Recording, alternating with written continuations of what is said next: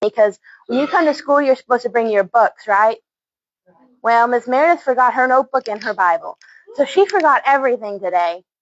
So I'm going to have to try to remember everything I was going to say. But I think I'm okay. I have to remember where I was going to go.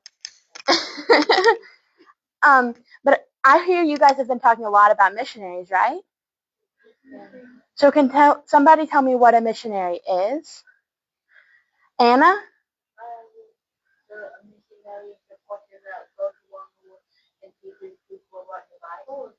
Yeah. Selena?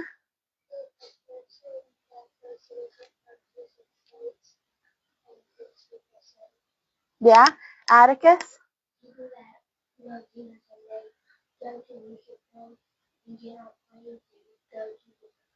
You know, Atticus said something very important. It's people that love Jesus, because missionaries give their whole life to Jesus. You can't be a missionary if you don't love Jesus. Okay, but who can be a missionary? Does it have to be someone special? No, anyone can be a missionary. If God calls you and you accept it, you can be a missionary. But I have a very important question. What is important about missionaries? Why do people be missionaries? What's so important about it? Selena. So people can get saved. It's to tell people about Jesus. And I have a really cool story about my dad and someone he got to tell about Jesus. So my dad had just gotten, I forgot to tell you where we were missionaries. We are missionaries in Africa. Some of you probably already know that, but not everyone does. It's a country in Africa called Burkina Faso. And if I had a map, I'd show you, but I don't think I do. It's okay.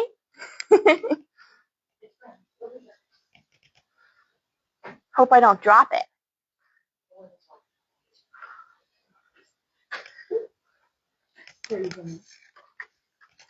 Okay.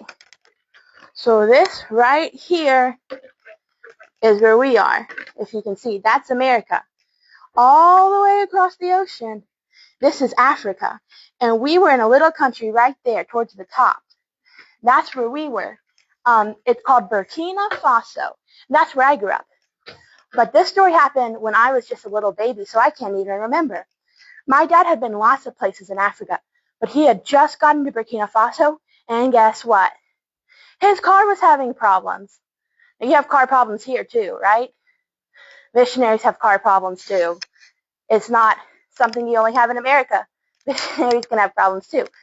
But there was a mechanic. A mechanic's the person that fixes cars. And my dad went to him, and he found out he was a Christian. And my dad started going to him every time he had car problems because he was a really good guy.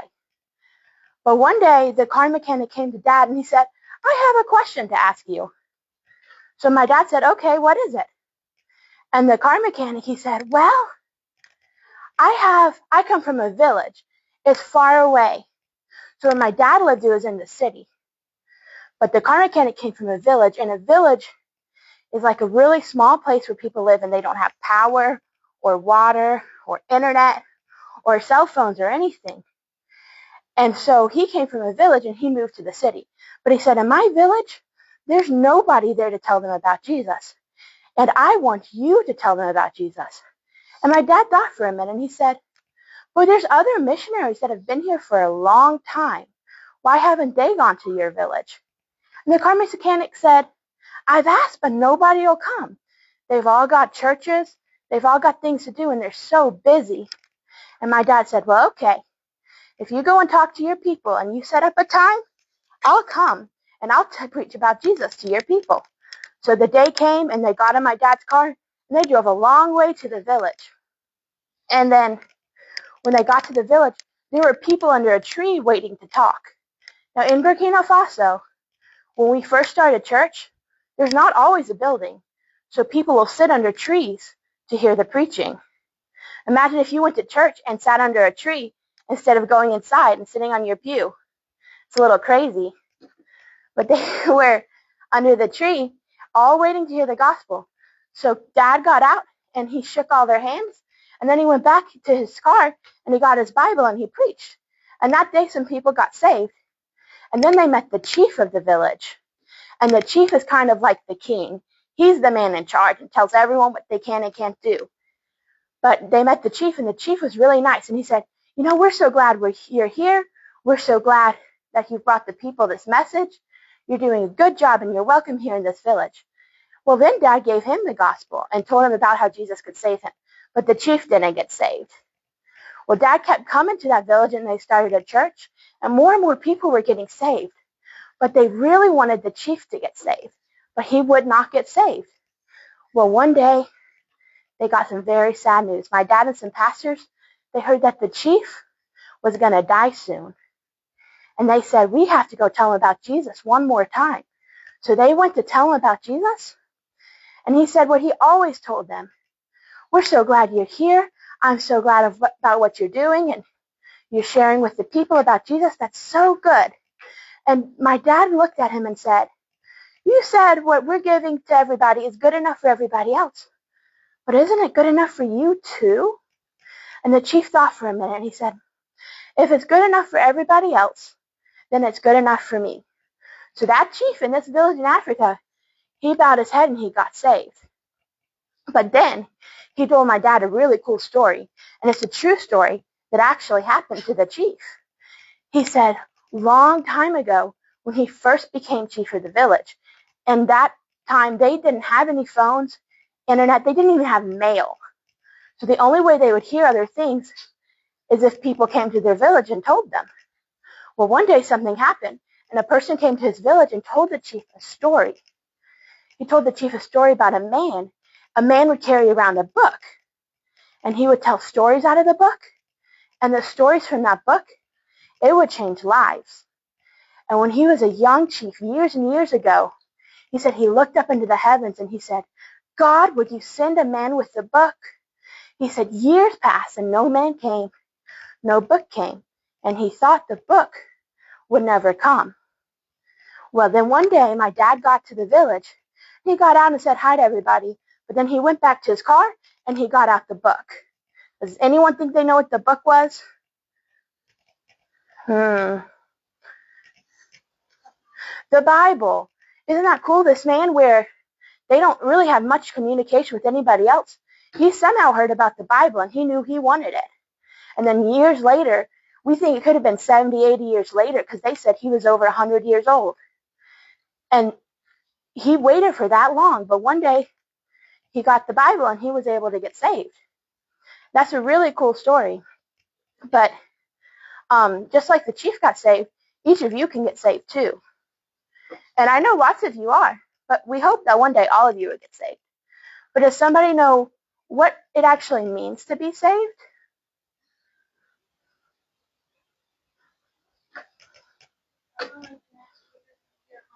Yeah, you ask Jesus into your heart. You accept his sacrifice. What was his sacrifice? Dying on the cross. Because are we sinners? I think we all know we're sinners. And because we sin, what do we deserve? Punishment. And that punishment, it was death. Well, Jesus came to the earth and he lived a sinless life. He never sinned, ever. And because of that, he did not deserve death. But he looked at us and he said, they deserve death, but I don't want them to die. So I'm going to die in their place. It's like if I was in the hallway and I knew I wasn't supposed to be talking, but I talked. I was bad. Miss Jackson looks at me and says, you have 10 laps when we get to recess. That's a lot of laps. Well, Anna's so good. She didn't talk at all. But she looked at me and she said, I don't want you to have laps. And she walked my laps for me. So she walked my laps for me. Did Anna deserve laps?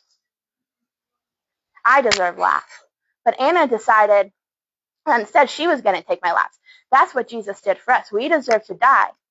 But instead of that, instead of us dying, Jesus died for us. But just because he died doesn't mean everyone is saved. Because we have to accept it for ourselves. If you don't accept it, then you don't get saved. The Bible says, whosoever shall call upon the Lord shall be saved. That means you have to accept it. You have to believe that Jesus died and rose again, and you have to accept it for yourself. I can't accept it for you. It's like if I had a gift. I have a present for Elijah. It's a present. But if Elijah looks at me and says, I don't want your present, I can't force him to take it, can I? Because it's a present. He has to take it. So Jesus gives you salvation, and that's a present, and you have to take it. If you look at him and say, I don't want that, then he's not going to force it on you. So I hope that one day each of you will decide to accept Jesus. And I know a lot of you have, so if you have accepted Jesus, then I want you to think about this. A lot of people say you have to go somewhere else to be a missionary, and maybe that's true, but I think you can be a missionary right here. Because the main thing a missionary does is give their life to tell others about Jesus. So if you're saved, you should look for chances to tell your friends or your family or someone about Jesus. Or you can get some tracts and pass them out. You want to make sure you have permission from your parents, but to pass tracts out, that's a good way to share Jesus too. So I hope each of you will think about what we've talked about today. Excuse me.